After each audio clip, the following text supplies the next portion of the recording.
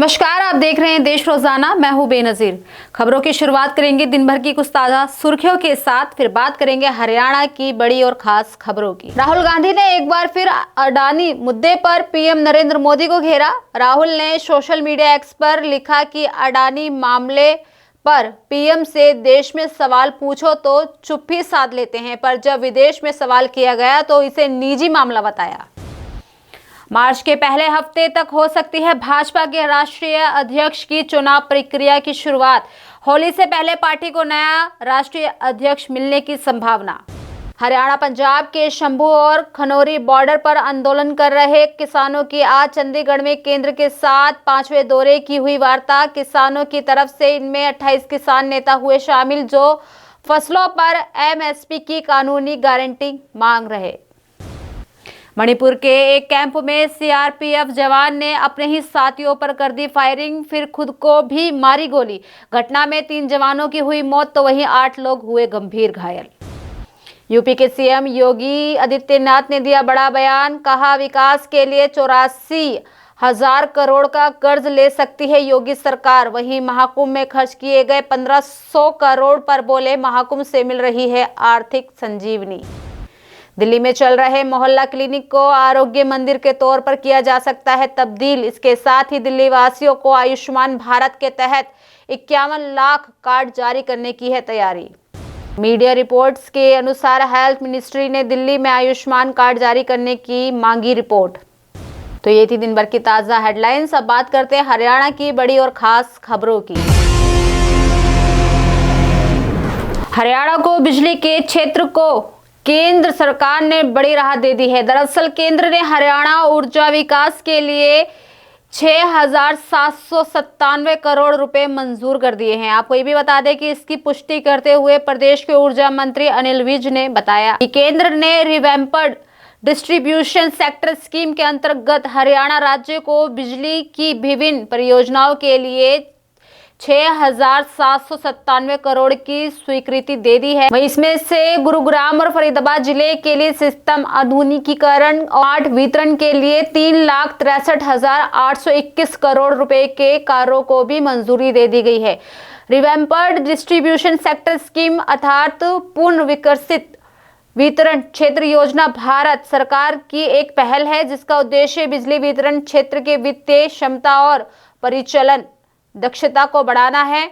उन्होंने बताया कि वितरण उपयोगिताओं की वित्तीय व्यवहार्यता पूरे जिले क्षेत्र मूल्य श्रृंखला के लिए अत्यंत महत्वपूर्ण है। हरियाणा बीजेपी अध्यक्ष Mohan Lal Badoli singer Rocky Mittal gangrape case में भाजपा के ही पूर्व सांसद का नाम सामने आ रहा है। दरअसल आपको बता दें कि हनी ट्रैप केस में अरेस्ट सोनीपत के भाजपा नेता अमित बिंदल ने दावा किया कि कसौली गैंगरेप केस के पीछे पूर्व सांसद हैं, जिसके कहने पर उस महिला ने केस दर्ज करवाया। वहीं इसके लिए उसे 50 लाख का लालच भी दिया गया था। वहीं बिंदल ने यह भी कहा कि भाजपा के ही कई नेता इस मामले को उछाल रहे हैं। बडोली के खिलाफ महिलाओं के प्रदर्शन के पीछे भी यही नेता था। बिंदल का दावा है कि बडोली को अध्यक्ष पद से हटाने के लिए ये पूरा खेल रचा गया है। वह हाईकोर्ट जाने वाले थे, लेकिन उससे पहले ही रॉकी मित्तल को भनक लग गई और उसने हनी ट्रैप का केस दर्ज करा दिया, जिसमें वे गिरफ्तार हो गए। हनी ट्रैप केस की जांच से जुड़े एक अधिकारी ने नाम ना छापने की शर्त पर इन खुलासों की पुष्टि की है। बताते चले कि बीते दिनों बडोली और रॉकी मित्तल पर दिल्ली की महिला ने गैंग रेप का आरोप लगाया था, लेकिन जब बडोली को दूसरी बार अध्यक्ष बनाने की तैयारी थी तो यह एफआईआर वायरल कर दी गई। प्रदेश में आर्थिक रूप से कमजोर ईडब्ल्यूएस लोगों का सस्ती दरों पर फ्लैट मिलने का सपना अब टूट गया है। दरअसल हरियाणा सरकार ने प्रदेश में प्रधानमंत्री आवास योजना शहरी के अंतर्गत चलाई गई अफोर्डेबल हाउसिंग पार्टनरशिप AHP योजना को रद्द कर दिया है। विभाग ने इसकी सूचना सभी शहरों में योजना का संचालन करने वाला जिला नगर आयुक्तों और नगर निगम आयुक्त को पत्र लिखकर दे दिया है। इसके अलावा विभाग ने केंद्र सरकार की ओर से इस योजना के तहत मिले लक्ष्य को भी वापस कर दिया है।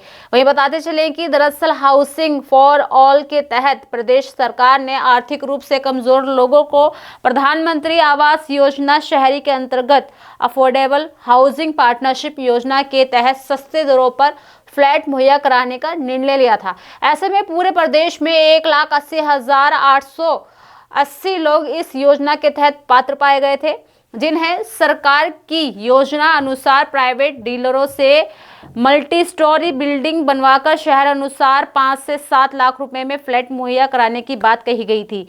मगर 8 साल बाद अचानक हाउसिंग फॉर ऑल विभाग हरियाणा ने यह कहकर योजना को बंद कर दिया कि प्रदेश के सभी शहरों में जमीन महंगी है। हरियाणा के भाजपा अध्यक्ष मोहन लाल बडोली का काफिला आज हादसाग्रस्त हो गया। दरअसल सूचना है कि करनाल में 3 से 4 गाड़ियां आपस में टकरा गई। वहीं इस दुर्घटना में एक वाहन बुरी तरह से क्षतिग्रस्त हो गया।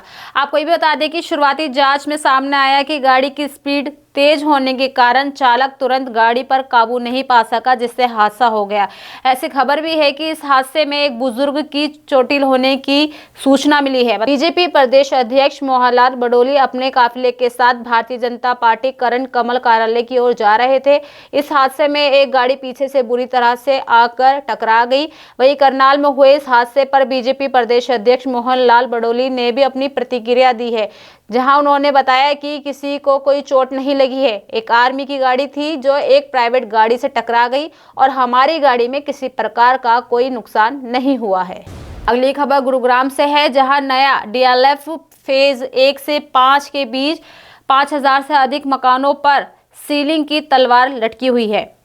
दरअसल डीएलएफ फेज 1 से 5 के बीच मकानों में अवैध निर्माण और संचालित व्यवसायिक गतिविधियों को लेकर एक याचिका में सुरक्षित रखे फैसले को पंजाब और हरियाणा उच्च न्यायालय की तरफ से सख्त लहजे में सुनाया गया है।